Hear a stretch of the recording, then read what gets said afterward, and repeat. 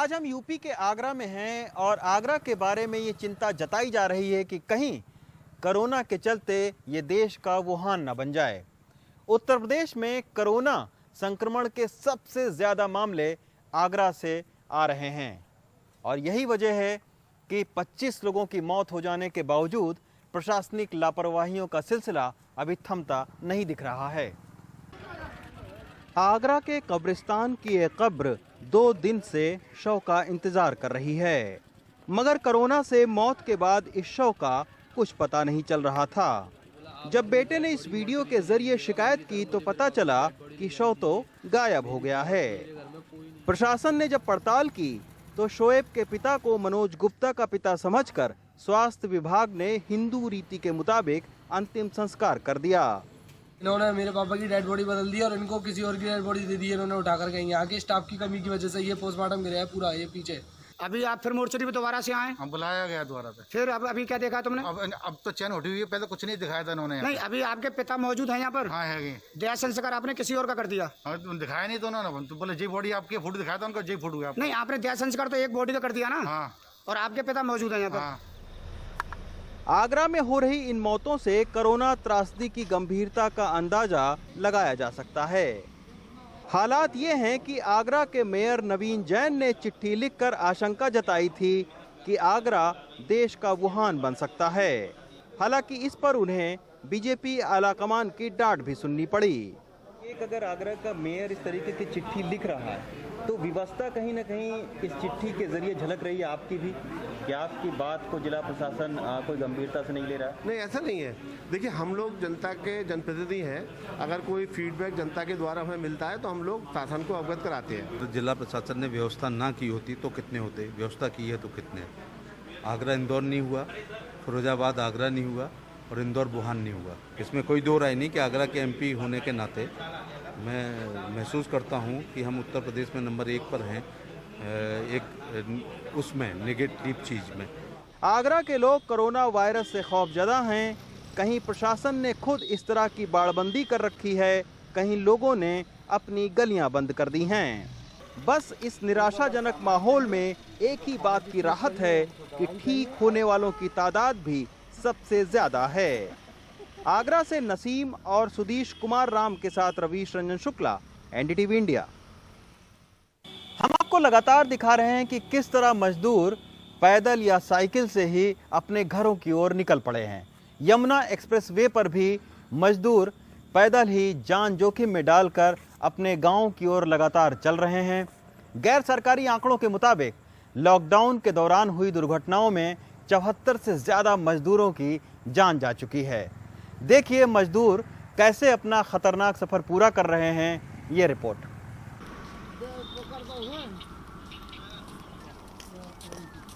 शाम गहराने के साथ ही यमुना एक्सप्रेसवे पर मजदूरों की जद्दोजहद तेज हो जाती है। रात के करीब 9 बज रहे हैं। मानेसर से पैदल जौनपुर जाने वाले एक जत्थे के साथ हम भी चल पड़े। इस टोली में सुनीता जैसी महिलाएं, बच्चे भी हैं, जो 2 बार चक्कर खाकर खाई में गिर चुके हैं, लेकिन घर पहुंचने की जिद बनी हुई है। तो ये रात इस वक्त हो गया है 10 बजे, कहाँ रुकेंगे आप लोग? कैसे हम लोग चलते रहेंगे, रुकेंगे नहीं। चलते रहेंगे? हाँ, कोई गाड़ी मिल जाएगा। बहुत लोग दयालु रहते हैं, बैठा लेंगे नहीं, चलते रहेंगे। अच्छा, रुक रुक के चलेंगे। मतलब थोड़ी देर सुस्ता के, थोड़ी देर आराम करके फिर आप चलेंगे? हाँ। मजबूरी है, खाने पीने का नहीं मिल रहा, राशन पानी नहीं मिलेगा। उसके बाद कमरे से लाइट बिल मांगेंगे, जब कंपनी चल नहीं रही है तो क्या करेंगे भाई। रात 11 बजने को हैं। आगरा टोल टैक्स की चकाचौंध से कुछ ही दूरी पर अंबाला से चले राजू कुमार की टोली सड़क पर लेटी है और साइकिलें कतार से खड़ी। 4 दिन से लगातार साइकिल चलाते हुए हाथों में छाले पड़ गए हैं और हिम्मत जवाब दे रही है। लेकिन छपरा तक करीब 800 किलोमीटर का सफर अब भी बचा है। मैक्सिमम 100 किलोमीटर चल रहा था। अब आने वाले समय में देखिए, दिन पर दिन तो थकान ही होते जा रहा है। आधी रात होने को हैं। आगरा से लखनऊ हाईवे पर चल रहे इस ट्रक के ऊपर थके हारे मजदूरों का जत्था बैठा है। पलवल से रांची जा रहे इस ट्रक पर बैठे मजदूरों की एक झपकी जानलेवा साबित हो सकती है। टोल से पहले ट्रक रुकता है, तब पता चलता है कि ये जोधपुर में काम करने वाले झारखंड के श्रमिक हैं। जोधपुर से चले थे, बहुत दूर तक ये लोग पैदल आए। उसके बाद में पलवल में पुलिस के लोगों को इनके ऊपर में दया आ गई और उन्होंने इस ट्रक को रुकवा कर और उसके बाद में ऊपर बैठा दिया। महिलाएं भी हैं और बच्चे भी हैं। इसमें पानी की बोतल भी भरी हुई है। जाना है झारखंड झारखंड जाना है। तो ये गाड़ी डायरेक्ट बोला कि रांची जाएगा। हाँ, फिर हम लोग ने ये गाड़ी पे ऊपर बैठ कर चलो एक दिन कष्ट करेगा करके फिर हम लोग डायरेक्ट पहुंच जाएगा झारखंड। हाँ, क्योंकि गाड़ी डायरेक्ट झारखंड ही जा रहा है। अच्छा, तो आप लोग क्यों जा रहे हो? आप लोग अपने मन से जा रहे हो या फिर लॉकडाउन के जा रहे हैं? उधर से लॉकडाउन में बहुत तकलीफ चल रहा है उधर। अच्छा, कैसी तकलीफ से हम लोग कितना पैदल चलेगा, रहने का इधर व्यवस्था उधर नहीं हो रहा है, इधर नहीं हो रहा है, रास्ते पे खाएगा तो कितना खाएगा हम लोग। आप लोग सोइएगा मत भाई, क्योंकि ऊपर जो है ना कुछ पकड़े रहिएगा।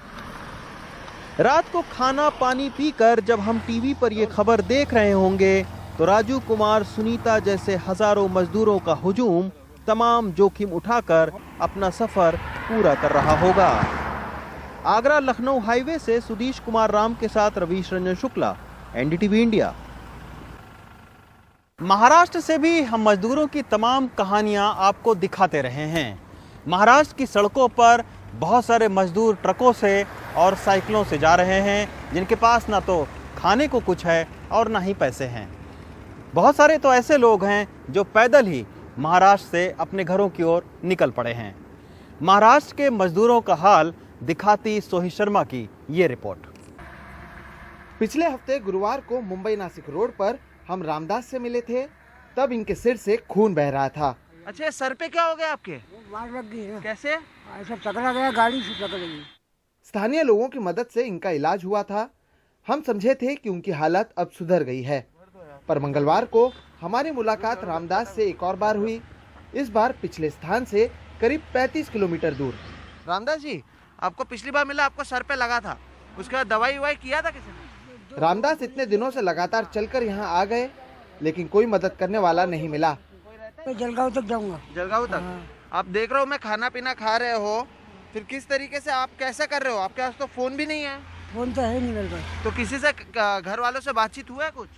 बातचीत, फोन नंबर नहीं ना, फोन ही नहीं तो कैसे बातचीत करेगा? तो कैसे जाओगे यहाँ से वहाँ तक? वहाँ से पैदल चला जाऊंगा, रोड से हमेशा मस्त आराम से धीरे धीरे। रामदास को बाद में एक ट्रक में बिठाकर आगे भेज दिया गया, पर रामदास जैसे न जाने कितने मजदूर लगातार इन सड़कों पर अब भी बदस्तूर चले जा रहे हैं।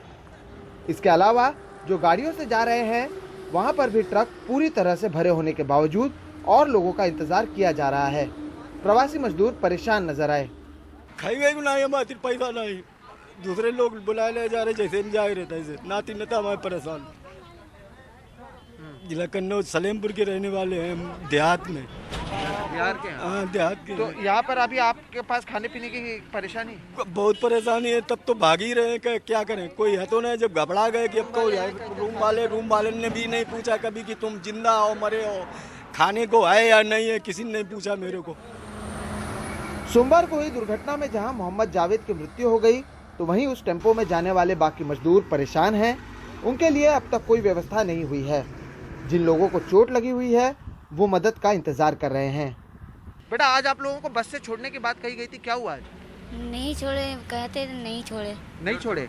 क्या कहा गया दादाजी? आप लोग सुबह से रुके हैं, बस के लिए क्या कहा गया आप लोगों को? बस के लिए कहे थे तो बस आया नहीं, जो है दूसरा आदमी के जब हुआ हम लोग रह गए। तो लाइन ज्यादा थी, धक्का मुक्की भी हुई थी? हाँ, लाइन ज्यादा थी, धक्का मुक्का पीछा कर दिया हमको। मजदूरों की परेशानी लगातार बनी हुई है। जरूरत है कि इसे कम करने के लिए प्रशासन जल्द से जल्द कोई निर्णय ले, ताकि पहले से परेशान मजदूरों को थोड़ी राहत मिल सके। शाहपुर से प्रवीण जिरोहित के साथ सोहित मिश्रा, एनडीटीवी इंडिया। जिन चमचमाती सड़कों को देश के मजदूरों ने बनाया, आज उन्हीं सड़कों पर वो दर दर की ठोकर खा रहे हैं। बिहार के ओम प्रकाश ग्रेटर नोएडा में निर्माण कार्य से जुड़े हैं। अब वो ग्रेटर नोएडा से 1000 किलोमीटर दूर बिहार के सारण के लिए निकले हुए हैं। ओम प्रकाश की कहानी को समझने की कोशिश की हमारे सहयोगी आलोक पांडे ने।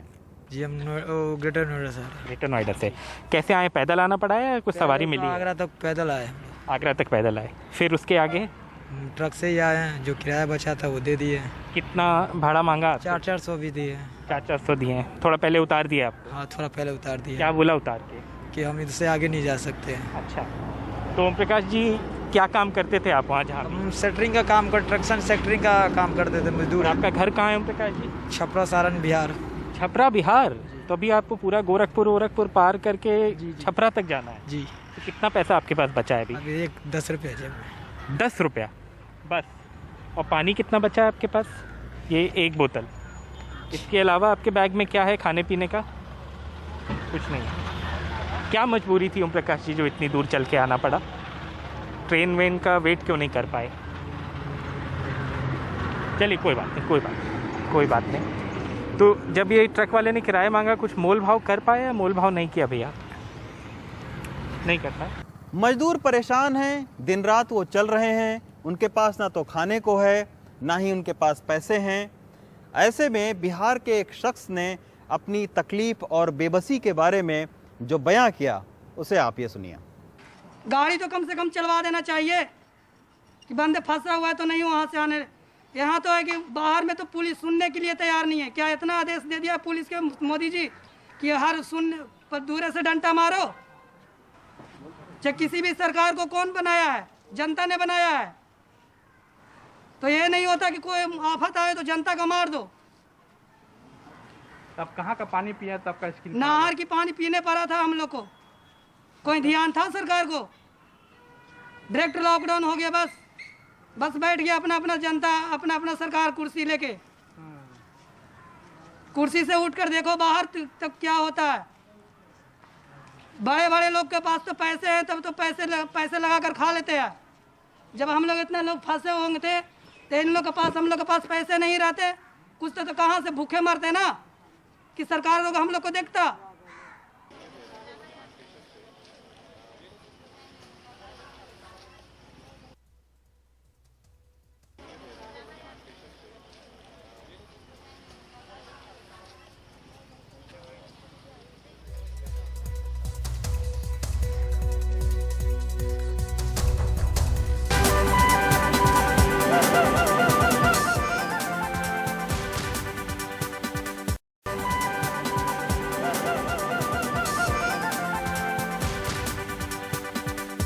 पचास दिन बाद देश भर में रेल सेवाएं शुरू की गई हैं।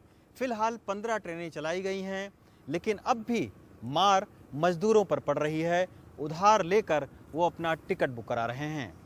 देखिए सौरभ शुक्ला की ये ग्राउंड रिपोर्ट।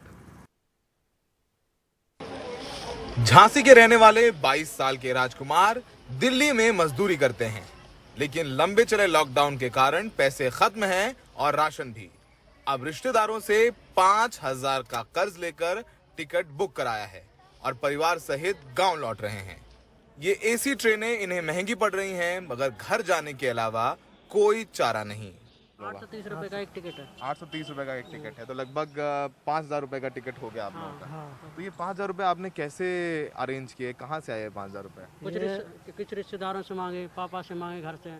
तो ये तो है नहीं कि सरकार दे रही है तो 1 रुपया देने वाली नहीं है। तो अभी इतना पूरा सामान लेके जा रहे हैं, वापस आएंगे? नहीं, वापस नहीं आएंगे।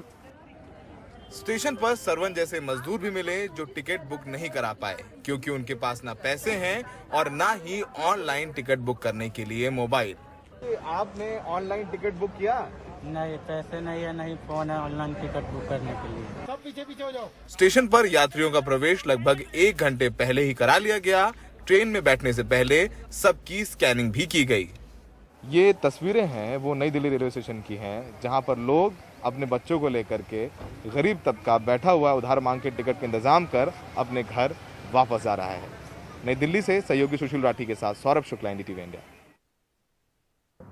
सिटी सेंटर में आज बस इतना ही। बाकी खबरों के लिए आप देखते रहिए NDTV इंडिया।